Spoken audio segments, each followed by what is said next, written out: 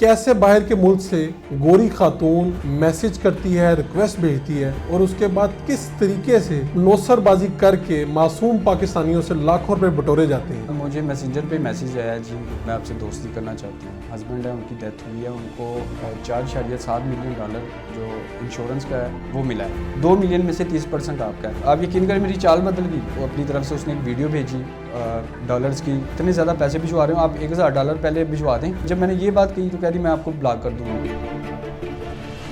Urdu point کی videos دیکھنے کے لیے ہمارا چینل سبسکرائب کیجیے اور بیل کے آئیکن پر کلک کیجیے تاکہ آپ ہماری تمام آنے والی ویڈیوز سے باخبر رہ سکیں۔ السلام علیکم ناظرین، آپ دیکھ رہے ہیں اردو پوائنٹ، میں ہوں فاروق شہباز وڑائچ۔ فیس بک کے ذریعے پاکستان کے اندر لاکھوں روپے کا فراڈ جاری ہے۔ یہ فراڈ کیسے ہوتا ہے؟ کیسے باہر کے ملک سے گوری خاتون میسج کرتی ہے، ریکویسٹ بھیجتی ہے اور اس کے بعد کس طریقے سے نوسر بازی کر کے معصوم پاکستانیوں سے لاکھوں روپے بٹورے جاتے ہیں۔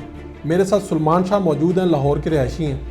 ان کے ساتھ کیا ہوا اور کیسے یہ 19-20 کے فرق سے فراڈ ہوتے ہوتے ان سے بچ گیا، سلمان شاہ کی کہانی انہیں کی زبانی سنتے ہیں۔ ہوا کیا، بات کہاں سے سٹارٹ ہوئی؟ جی بات یہاں سے سٹارٹ ہوئی کہ میں نیٹ یوز کر رہا تھا تو اس میں مجھے ایک فیس بک پہ ایک ریکویسٹ آئی، فرینڈ ریکویسٹ آئی، تو میں نے ایکسیپٹ کر لی۔ اس کے 2-3 دن بعد مجھے میسنجر پہ میسیج آیا جی میں کینسر کی مریض ہوں، میرے اس طرح شوہر ہیں وہ کینسر سے ان کی ڈیتھ ہو گئی ہے اور مطلب میں آپ سے دوستی کرنا چاہتی ہوں۔ تو میں نے ٹھیک ہے، میں بات چیت شروع کر دی ان سے۔ تقریباً کوئی 8-10 دن بات چیت چلتی رہی، ادھر ادھر کی باتیں، دوستی ہو گئی، تو میں بھی ادھر ادھر کی باتیں شروع کر دی، میں باتیں کرتا رہا۔ اس کے بعد اس نے جی آہستہ آہستہ بتانا شروع کیا، میرے جو ہسبینڈ ہیں ان کی ڈیتھ ہوئی ہے، ان کو 4.7 ملین ڈالر جو انشورنس کا ہے وہ ملا ہے۔ تو آپ نے فوراً حساب لگایا یہ کتنا بنتا ہے؟ بالکل میں نے حساب لگایا، لیکن حساب میں نے بعد میں لگایا جب اس نے کہا کہ اتنے آپ کے ہیں، 30% آپ کا ہے اور باقی میں آپ کو 2 ملین ڈالر بھجوا رہی ہوں، 2 ملین میں سے 30% آپ کا ہے۔ پھر میں نے جب اس نے جو 2 ملین کے بعد 30% کا، میں نے اس کا حساب لگایا۔ 2 ملین اس نے کہا میں آپ کو بھجوا رہی ہوں 2 ملین ہاں جی، ڈالر۔ باقی میں اپنی بیماری کے جو میرا علاج چل رہا ہے اس کے لیے میں رکھ رہی ہوں 2 ملین ڈالر، وہ میں آپ کو بھجوا رہی ہوں، اس میں 30% آپ کا اور باقی میری اولاد نہیں ہے وہ کہہ رہی تھی، تو آپ جو آپ کے ملک میں غریب غربا ہیں اور جو بے سہارا اور یتیم ہیں ان میں تقسیم کرنے ہیں۔ تو آپ نے 30% کا حساب لگا، وہ کتنے پیسے بنے؟ 30% کا تقریباً جو میرے حصے میں آتا تھا جو اس نے اپنی طرف سے کہ وہ تقریباً 1 کروڑ اور 20-25 لاکھ بنتا تھا۔ ٹھیک ہے جی۔ پھر کیا ہوا، اس سے آگے کیا ہوا؟ اس کے بعد کیا ہوا تو اس نے تو بس ایک رائے دکھا دی، تو اس کے بعد میں خود سے سبز باغ دیکھنے لگا جی اس طرح کہ کروڑ کا میں کروں گا کیا، میں نے گھر بھی تعمیر کر دیے ہوئے تھے اپنے اس میں اور کاروبار بھی بنا لیا ہوا تھا، اس طرح چلتا رہا۔ اس کے بعد پھر وہ یہ ہے کہ وہ کسی نے کہا یار یہ نہ ہو کہ یہ فراڈ ہو، تو بات چیت تو چلتی رہی۔ اس کے بعد اس نے کہا جی آپ نا اپنا کوئی رابطہ نمبر، اپنا ایڈریس دے، تو میں نے کہا ایڈریس تو نہیں، میں اکاؤنٹ نمبر بھجوا دیتا ہوں تو اس کے ذریعے آپ پیسے بھجوا دیں۔ تو وہ میں نے اکاؤنٹ نمبر بھجوایا اپنا، اکاؤنٹ نمبر بھجوانے کے بعد اس نے کہا جی اس طرح یہ اگر میں اکاؤنٹ کے ذریعے بینک کے ذریعے بھجواتی ہوں تو میرے بینک مینیجر کہہ رہے ہیں جی کہ اس طرح نہیں جا سکتے، جو حکومت ہے وہ اعتراض کرتی ہے۔ ٹھیک ہے، تو یہ ہے کہ جو سفارتی ایجنٹ ہے اس کے ذریعے بھجوائی جا سکتے ہیں اتنے پیسے اور بیگ کے ذریعے۔ میں نے کہا ٹھیک ہے۔ اس نے بیگ جو اپنی طرف سے اس نے ایک ویڈیو بھیجی ڈالرز کی گنتے ہوئے ویڈیو اس نے بنائی، اس کے بعد ایک سرٹیفکیٹ بنایا ہوا تھا۔ مجھے یقین تھا، مجھے کوئی ایسا ڈاؤٹ نہیں تھا۔ آپ کو تب تک شک نہیں ہوا کہ یار یہ مجھے کوئی شک نہیں ہوا۔ میں نے ویڈیو دیکھی، ڈالر دیکھ کے میں ویسے ہی خوش ہو گیا کہ آپ یقین کریں میری چال بدل گئی۔ آپ نے کہا کہ بس میں امیر ہو گیا ہوں۔ میں نے کہا یہ وہ ایک وہی بات تھی نا کہ جو اللہ دیتا ہے، جب دینے والا جب بھی دیتا چھپڑ پھاڑ۔ میں نے کہا شاید میرے ساتھ وہ ہو چکا ہے۔ تو اس کے بعد اس نے ایک فیک سرٹیفکیٹ بنایا تھا، لیکن اس وقت مجھے فیک نہیں لگ رہا تھا۔ ٹھیک ہے۔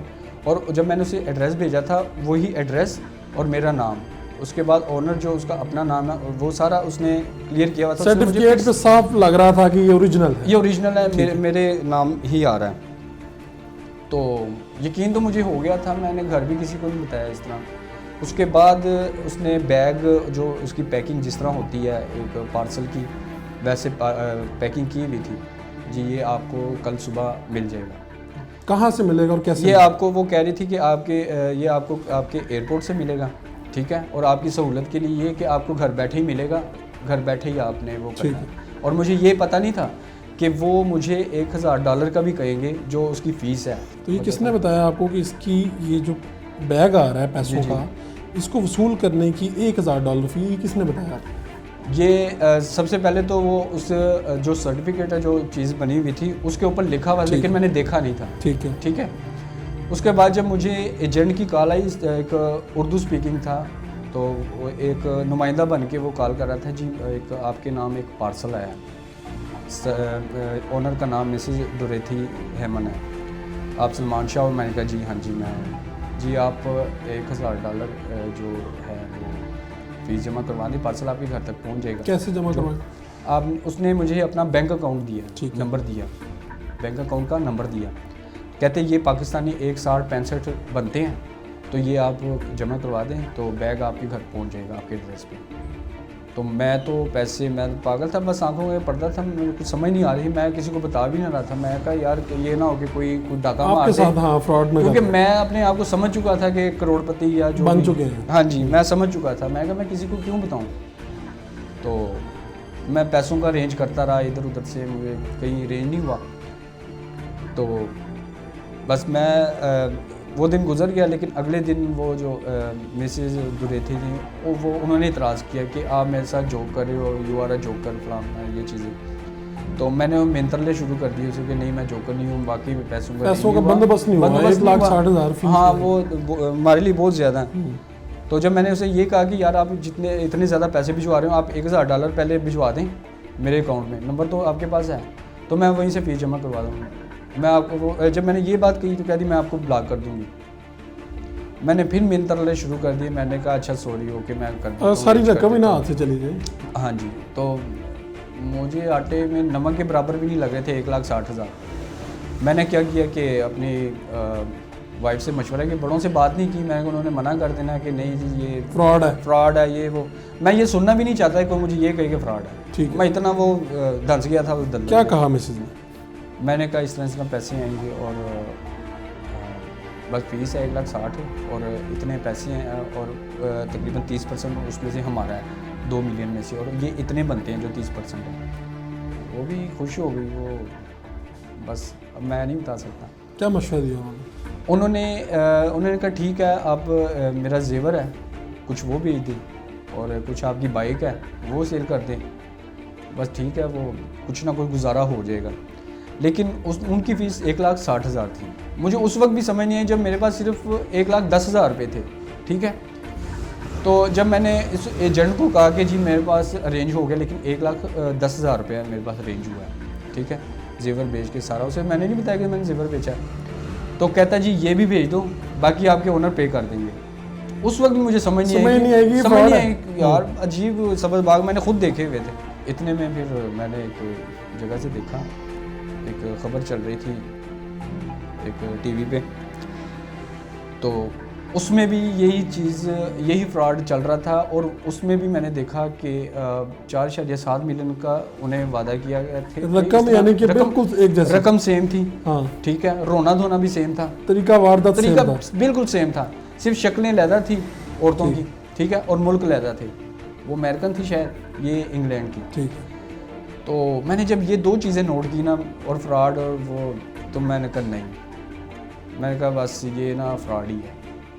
بس پھر میں نے موبائل میں وہ تصویریں, وہ ویڈیوز, وہ ہر چیز میں نے جب غور سے دیکھی نا, تو مجھے لگا کہ یار نہیں یہ فراڈ ہے. اور آپ اس فراڈ سے مطلب آپ نے رقم تو تیار کر لی تھی. ہاں جی. تو آپ ہوتے یہ فراڈ بچا آپ سے. ہوتے میں نے اگلی صبح, میں نے رات کو 9 بجے وہ خبر دیکھی, اور اگلی صبح میں نے جمع کروا دینے تھے. کیونکہ میں نہ دیکھتے تو آپ کے ساتھ ہو گیا. وہ جو مجھے کال کرتے میرے پریشر آیا تھا کہ یار یہ نہ ہوگی, یہ ناراض ہو جائے, واپس چلے جائیں. میں نے کہا نہیں یار, صبح ہوتے ہی سب سے پہلے کام یہی. تو یہ جو حسینہ تھی کس ملک کی تھی؟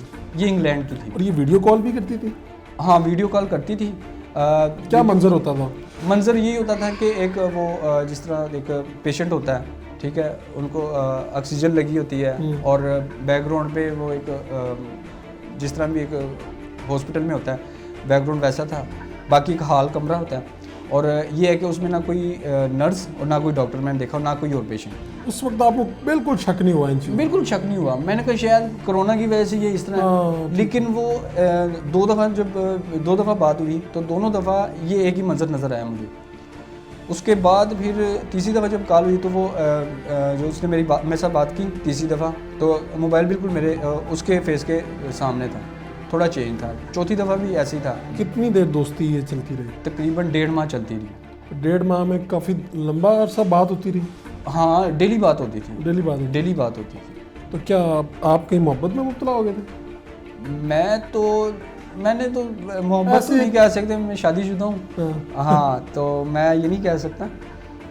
یہ ہے کہ بس ایک لالچ, سیدھی سی بات ہے کہ لالچ آ گئی تھی. اس وقت تو کلیئر نظر آ رہا. ہاں جی, بالکل لالچ آ گئی تھی. کیا نام تھا اس موصوفہ کا؟